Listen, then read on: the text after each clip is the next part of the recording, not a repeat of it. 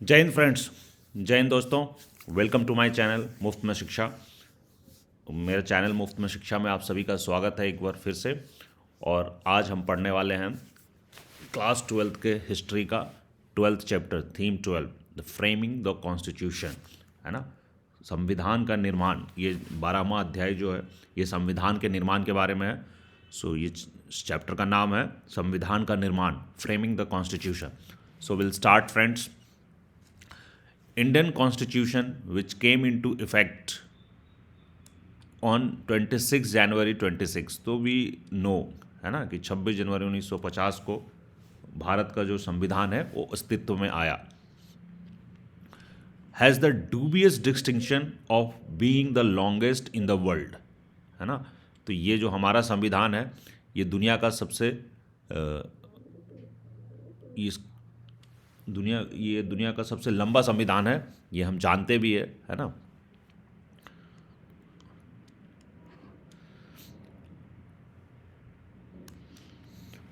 But its length and complexity are perhaps understandable when one considers the country's size and diversity.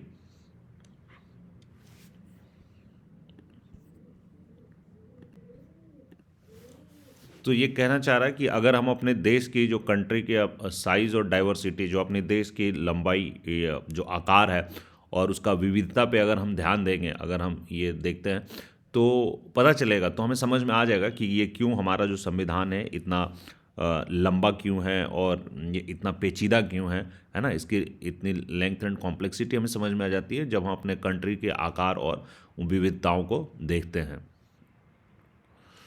At independence, India was not merely large and diverse, but also deeply divided. तो स्वतंत्रता के समय भारत न केवल एक विशाल और विविधतापूर्ण बल्कि गहरे तौर पर बिखरा हुआ देश भी था, है ना। We were totally divided in thought process, in languages, in many aspects. A constitution designed to keep the country together and to take it forward had necessarily to be an elaborate, carefully worked out and painstakingly drafted document. तो चूंकि भारत बिखरा हुआ देश था तो ऐसे में देश की एकजुटता और प्रगति के लिए एक विस्तृत, गहन विचार विमर्श पर आधारित और सावधानी पूर्वक सूत्रबद्ध किया गया संविधान लाजमी था, है ना। बिकॉज कंट्री उस समय बहुत डिवाइडेड था, तो वी नीडेड ए कॉन्स्टिट्यूशन, है ना, वैसा कॉन्स्टिट्यूशन जो काफ़ी एलेबोरेट हो, जो काफ़ी केयरफुली वर्कड आउट किया गया हो और ऑफ कोर्स बहुत ही पेनस्टिकिंगली ड्राफ्ट किया गया हो, जिसमें बहुत ही सावधानी पूर्वक सूत्रबद्ध किया गया हो। तो ये सब लाजमी था। इतने बड़े डाइवर्स कंट्री के, इतने बड़े विशाल और डाइवर्स कंट्री के लिए कॉन्स्टिट्यूशन बनाना जो डीपली डिवाइडेड कंट्री हो, so we needed all this things. For one thing, it sought to heal wounds of the past and the present, to make Indians of different classes, castes, and communities come together in a shared political experiment. तो हमारे संविधान ने अतीत और वर्तमान के घावों पर मरहम लगाने और विभिन्न वर्गों, जातियों व समुदायों में बटे भारतीयों को एक साझा राजनीतिक प्रयोग में शामिल करने में मदद की। क्योंकि एक तो हमारे जो पुराने घाव थे उनको भी भरना था, है ना। और जो इंडियंस थे वो काफ़ी क्लासेस, कास्ट, कम्युनिटीज़ में अलग अलग में बटे हुए हैं और इन सबको एक साथ लाना है और एक पॉलिटिकल एक्सपेरिमेंट के अंदर लाना था। तो ये हमारे संविधान का पर्पस था। For another, it sought to nurture democratic institutions in what had long been a culture of hierarchy and deference. और दूसरी बात यह भी थी कि इस संविधान ने लंबे समय से चली आ रही जो ऊंच नीच और अधीनता की संस्कृति में लोकतांत्रिक संस्थानों को विकसित करने का प्रयास किया है। बेसिकली हमारे कंट्री में काफ़ी सालों से डेमोक्रेटिक सेटअप तो था नहीं, है ना। उसके पहले जो ब्रिटिश था, उसके पहले मुगल्स थे, उसके पहले सल्तनत था। तो we were not into democratic institutions, है ना। डेमोक्रेटिक कल्चर नहीं था हमारे कंट्री में उस समय। तो और हमारे यहाँ कंट्री में क्या था, culture of hierarchy and culture of difference. तो हमारे यहाँ जो ऊंच नीच और अधीनता की संस्कृति थी, तो इसके बीच में एक लोकतांत्रिक संस्थान को विकसित करने का प्रयास किया गया था, ये हमारे संविधान के द्वारा। The constitution of India was framed between December 1946 and November 1949। सो भारत का संविधान जो है कब सूत्रबद्ध किया गया, इसकी फ्रेमिंग कब हुई, सूत्रबद्ध किया हुआ दिसंबर 1946 टू नवंबर 1949। देख दोस्तों, ये लगभग 3 सालों का वक्त है ना, दिसंबर से नवंबर 1946 से 1949, तो 3 साल लग गए हमारे संविधान को सूत्रबद्ध करने में, फ्रेम करने में। During this time its drafts were discussed clause by clause in the constituent assembly of India. तो ये 3 सालों में जो ये समय था, इस दौरान संविधान सभा में इसके हर एक मसविदे को एक एक भाग पर लंबी चर्चाएं चली है ना, क्लॉज वाइज क्लॉज उस पर डिस्कशन हुआ है, उसके हर एक ड्राफ्ट पे। In all the assembly held 11 sessions with sittings spread over 165 days. तो पूरे में देखा जाए तो 11 सभाएं चली, संविधान सभा की 11 सभाएं चली, कुल सत्र हुए हैं ना, 11 सेशंस हुए, सत्र हुए, और जिसमें 165 दिन बैठकें की गई है। So in between the sessions the work of revising and refining the drafts was carried out by various committees and sub committees. और जब संविधान बन रही थी तो कॉन्स्टिट्यूएंट असेंबलीज के मेंबर बहुत सारे कमिटीज और सब कमिटीज बना रखे थे और उसके वो लोग मेंबर्स थे। तो जब ये 165 दिन तो वो सेशंस किए हैं, बट अगर एक सेशन में कुछ डिस्कशन हुआ, कुछ थॉट प्रोसेस आए, तो उसके बाद फिर वो जाते थे और फिर they use to the work of revising and refining the draft. तो जो ड्राफ्ट होता था है ना, उसको फिर से उनको गहन अध्ययन किया जाता था और उसके बीच में उसको सुधारा जाता था, संवारा जाता था फिर से। तो ये सारी चीज़ें उस प्रोसेस में किया जाता था। So it is to be it's actually a time consuming activity and काफ़ी इसमें ध्यानपूर्वक ये सब किया जाता था। From your political science text books you know what the constitution of India is and you have seen how it has worked over the decades since independence. तो जो पॉलिटिकल साइंस का क्लास है दोस्तों, उसमें मैंने आप लोगों को बता चुका है, और वो आप बुक में आपके है भी कि संविधान क्या है, संविधान के बारे में। और ये संविधान, जो हमारा संविधान है, ये पिछले 70 सालों में, 75 सालों में ये कैसा काम किया है, इंडिपेंडेंस आज़ादी के बाद से अभी तक के जो दशकों में ये कैसा काम किया, हम संविधान कितना हम सफल रहे हैं अपने संविधान के थ्रू। तो ये सब चीज़ों मैंने आपको बताया है, और ये आपके राजनीति शास्त्र के जो टेक्स्ट बुक है पॉलिटिकल साइंस के, उसमें हैं ये सब चीज़ें। तो जो स्टूडेंट्स पॉलिटिकल साइंस के स्टूडेंट्स हैं वो मेरे उस वीडियो को देखे होंगे, और अगर नहीं देखे होंगे तो आप देख सकते हैं मेरे प्लेलिस्ट में parallelly. Anybody who may not be political science student, but if at all you are interested in constitution and in any competitive exam, so that becomes very important, and you must go through those videos also। और उससे आपको संविधान के बारे में बहुत detail में, बहुत अच्छे तरीके से मैंने समझाने का कोशिश किया है। So this chapter will introduce you to the history that lies behind the constitution and the intense debates that were part of its making। तो इस चैप्टर में क्या बात की जा रही है, इस चैप्टर में आपको जो संविधान बनाने के पीछे की जो इतिहास रही है उसके ऊपर किया जाएगा, और उसके जो संविधान के निर्माण के दौरान जो गहन परिचर्चा की गई है, उन सब चीज़ों को आप इस चैप्टर में जानेंगे।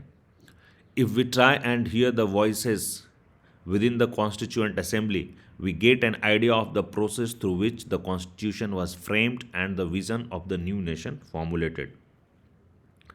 तो यदि हम संविधान सभा में उठने वाली आवाज़ों को सुनने का प्रयास करेंगे, है ना, तो हमें उन प्रक्रियाओं का अंदाज़ा लग जाएगा जिनके माध्यम से संविधान को सूत्रबद्ध किया गया और एक नए राष्ट्र की कल्पना को साकार किया गया। So the first topic of the chapter is a tumultuous time. Tumultuous क्या होता है, उथल पुथल का दौर, है ना, वो उथल पुथल का दौर था। सो अब हम देखते हैं। The years immediately preceding the making of constitution had been exceptionally tumultuous, a time of great hope but also of abject disappointment. तो जो संविधान निर्माण से पहले की जो साल थी वो काफ़ी उथल पुथल वाले थे, है ना। कैसा था, यह महान आशाओं का भी क्षण था और भीषण मोहभंग का भी। तो एब्जेक्ट डिसअपॉइंटमेंट भी थी और ग्रेट होप भी था, है ना। सो इट वाज उथल पुथल का टाइम, ट्यूमल्टस, क्योंकि एक तरफ जहां हमारे मन में बहुत नए भारत को आज़ाद हुई थी तो भारत के लिए एक बहुत ही महान आशाएं थी, बहुत सारे होप थे, ग्रेट होप्स थे, और दूसरे से अगर हम देखेंगे तो जिस तरीके से हमें आज़ादी मिली थी और इतने डिवाइडेड कंट्री में, तो एक एब्जैक्ट डिसअपॉइंटमेंट भी था, एक भीषण मोहभंग भी था। On 15th August 1947, India had been made free, but it had also been divided. तो जैसा हम जानते हैं दोस्तों, 15 अगस्त 1947 को भारत आज़ाद तो कर दिया गया, किंतु इसके साथ ही इसे विभाजित भी कर दिया गया था। Fresh in popular memory were the Quit India struggle of 1942, perhaps the most widespread popular movement against the British Raj, as well as the bid by Subhash Chandra Bose to win freedom through armed struggle with foreign aid. तो आज़ादी के समय लोगों की स्मृति में 1942 का जो भारत छोड़ो आंदोलन जो अभी अभी जीवित था, है ना, जो ब्रिटिश राज के खिलाफ संभवतः सबसे व्यापक जन आंदोलन था। ऐसा माना जाता है कि जो क्विट इंडिया मूवमेंट था, of course it was a very wide spread movement, तो ये ब्रिटिश राज के against it was the most wide spread movement, quit India movement, है ना, इस काफ़ी व्यापक मूवमेंट था। तो भारत छोड़ो आंदोलन में लोगों की जो स्मृतियाँ थी उससे जुड़ी हुई वो अभी तरोताज़ा थी, और साथ में जो हमारे विदेशी सहायता से सशस्त्र संघर्ष के जरिए स्वतंत्रता पाने के लिए सुभाष चंद्र बोस द्वारा किए गए प्रयासों को भी लोगों ने बखूबी याद थे। देखिए, सुभाष चंद्र बोस का जो था कि हम फ्रीडम स्ट्रगल हमें पाना है विद द, है ना, आर्म्ड स्ट्रगल करके, है ना, win freedom through armed struggle with foreign add. तो फॉरेन जो शक्तियां हैं विदेशी सहायता के साथ, विदेशी सहायता पाकर हमें सशस्त्र संघर्ष करके जो आज़ादी लेनी है, तो इन सब चीज़ों की जो मेमोरीज थे ये अभी तरोताज़ा थी, अभी ये ज़्यादा पुराना हुए नहीं थे, लोगों के काफ़ी सेक्रीफाइसेस थे। And even more recent upsurge had also evoked much popular sympathy. This was the rising of ratings of the Royal Indian Navy in Bombay and other cities in the spring of 1946. ना 1946 के जो वसंत है ना, में बम्बई तथा अन्य शहर में रॉयल इंडियन नेवी के सिपाहियों का विद्रोह भी लोगों को बार बार आंदोलित कर रहा था। So it was a big thing. Royal Indian navy, जो इंडियन आज की प्रेजेंट इंडियन नेवी, उसके पहले अंग्रेजों की जो रॉयल इंडियन नेवी थी, तो उसमें बॉम्बे में एक अपराइजिंग हुआ था इन स्प्रिंग ऑफ 1946, तो इसकी यादें भी तरोताज़ा थी। Through the late 1940s there were periodic, if scattered, mass protests of workers and peasants in different parts of the country. तो जो 1940 का जो दशक था, है ना, इसके आखिरी सालों में देश के विभिन्न भागों में मजदूरों और किसानों के आंदोलन भी अलग अलग जगहों पे स्कैटर्ड भी, लेकिन ये हो रहे थे। One striking feature of these popular upsurges was the degree of Hindu-Muslim unity they manifested. तो व्यापक हिंदू मुस्लिम एकता इस जन आंदोलन का एक अहम पहलू था, है ना। तो वन स्ट्राइकिंग फीचर क्या था कि हिंदू मुस्लिम यूनिटी बहुत स्ट्रांग हो गई थी। In contrast, the two leading Indian political parties, the Congress and Muslim League, had repeatedly failed to arrive at a settlement that would bring about religious reconciliation and social harmony. तो एक तरफ हम देखते हैं कि व्यापक हिंदू मुस्लिम एकता थी इन जन आंदोलनों में, तो दूसरी तरफ इसके विपरीत क्या है, कांग्रेस और मुस्लिम लीग दोनों जो प्रमुख राष्ट्रीय राजनीतिक दल थे, वो धार्मिक सौहार्द और सामाजिक सामंजस्य स्थापित करने के लिए सुलह सफाई की कोशिशों में नाकामयाब हो जाते हैं। जहां लोगों के बीच हिंदू मुस्लिम उस समय सर्टेन डिग्री ऑफ यूनिटी थी हिंदू मुस्लिम्स में because of this popular upsurge, वहीं कॉन्ट्रास्टिंगली हम देखते हैं कि जो हमारी पॉलिटिकल पार्टीज थी कांग्रेस एंड मुस्लिम लीग, वो फेल कर जाते हैं एक सेटलमेंट ब्रिंग आउट करने में, और रिलीजियस रिकन्सिलेशन और सोशल हार्मोनी लाने में वो फेल कर जाते हैं। The great Calcutta killings of August 1946 began a year of almost continuous rioting across northern and eastern India. तो कैलकाटा में जो 1946 में जो इतने मैसेकर्स होते हैं, किलिंग्स होते हैं, उसको द ग्रेट कैलकाटा किलिंग कहा जा रहा है ना। तो ये जो कलकत्ता में शुरू हुई हिंसा है, उसके साथ उत्तरी और पूर्वी भारत में लगभग एक साल तक कंटिन्यूअस दंगे चलते रहते हैं। The violence culminated in the massacres that accompanied the transfer of populations where the partition of India when the partition of India was announced. तो ऑफ कोर्स ये जो बर्बर हिंसा का ये जो विभत्स नाच हम इसको कहेंगे कि जितनी जो बर्बरता चल रही थी, है ना, तो इन भीषण संहारों के साथ ये वायलेंस बहुत ज़्यादा था। और ये वायलेंस क्या किया, इनके साथ ही देश के विभाजन की घोषणा हुई और असंख्य लोग एक जगह से दूसरे जगह जाने लगे। ऑफ कोर्स जब इतना वायलेंस हो रहा था, इतना मैसेकर हो रहा था और आज़ादी में ऐसे मिली और विभाजन हुआ, तो लोग अपने अपने जगह को छोड़कर अपने जहाँ माइनॉरिटी जो धर्म के लोग जहाँ माइनॉरिटी हो गए थे वो मेजॉरिटी वाले एरिया में जाने में लग गए। On Independence Day, 15th August 1947, there was an outburst of joy and hope, unforgettable for those who lived through that time. तो 15 अगस्त 1947 को ऑफ कोर्स स्वतंत्रता दिवस पर आनंद और उम्मीद का जो माहौल था वो उस समय के लोगों को कभी नहीं भूलेगा। ऑफ कोर्स जो लोग उस समय जीवित थे, जो भारत के स्वतंत्रता के हिस्से थे, जो देख रहे थे कि जिन्होंने फील किया कि भारत आज़ाद हुआ, ऑफ कोर्स ये वो आप लाइफ टाइम नहीं भूल सकते। But innumerable Muslims in India and Hindus and Sikhs in Pakistan were now faced with a cruel choice: the threat of sudden death or the squeezing of opportunities on the one side and a forcible tearing away of their age-old roots on the other. तो ये तो जहाँ तक स्वतंत्रता की खुशी भी थी, लेकिन भारत में बहुत सारे मुसलमान और जो पाकिस्तान में रहने वाले बहुत सारे हिंदू और सिख हो, इन दोनों की कम्युनिटीज़ के लिए, दोनों देशों में ये डिफरेंट कम्युनिटीज़ के लिए एक बहुत ही निर्मम चुनाव का क्षण आ गया। एंड ये क्या था कि उनके सामने यह था कि थ्रेट ऑफ सडन डेथ, उनके समय तत्क्षण मृत्यु, उसी समय मृत्यु होने तथा पीढ़ियों पुरानी जड़ों से उखड़ जाने के बीच का चुनाव का क्षण था। या तो अगर हिंदू हैं और आप पाकिस्तान में रहते हैं, सिख हैं पाकिस्तान में रहते हैं, या फिर अगर मुस्लिम्स हैं और इंडिया में रहते हैं, तो शायद आप सडन डेथ को फेस करेंगे। या फिर अगर आप छोड़कर जाते हैं, जो हिंदूज हैं, जो सिख हैं, जो पाकिस्तानी क्षेत्र में, और वो भारत में आना चाहते हैं, या भारत में जो मुस्लिम है वो पाकिस्तान को जाना चाहते हैं, तो उनके जो सदियों से जहाँ उनकी जड़ें रहे हैं खानदानी, वो जहाँ अभी तक टिके हुए थे, उनको छोड़कर, वो एज ओल्ड रूट्स को छोड़कर दूसरी जगह जाना पड़ेगा। अपने पुरखों की ज़मीन, उनकी पीढ़ियों की जो ज़मीनें हैं, जो जिस पे वो वर्षों से रह रहे हैं, वो सब उनको छोड़कर दूसरे जगह सेटल होना होगा। So millions of refugees were on the move, Muslims into East and West Pakistan, Hindus and Sikhs into West Bengal and eastern half of the Punjab. तो मुसलमान जो है पूर्वी और पश्चिमी पाकिस्तान की तरफ, तो हिंदू और सिख पश्चिमी बंगाल वो पूर्वी पंजाब की तरफ बढ़े जा रहे थे। And many perished before they reach there destination, और बहुत दुर्भाग्यपूर्ण बात है दोस्तों कि उनमें से बहुत सारे कभी भी मंजिल तक नहीं पहुंच पाए और बीच रास्ते में ही मर गए। सो दिस इज़ वेरी भयावह, ये बहुत ही ड्रेडेड, एक बुरा सपना की तरह हो गया भारत का जो आज़ादी मिला वो। So another and scarcely less serious problem faced by the new nation was that of the princely states.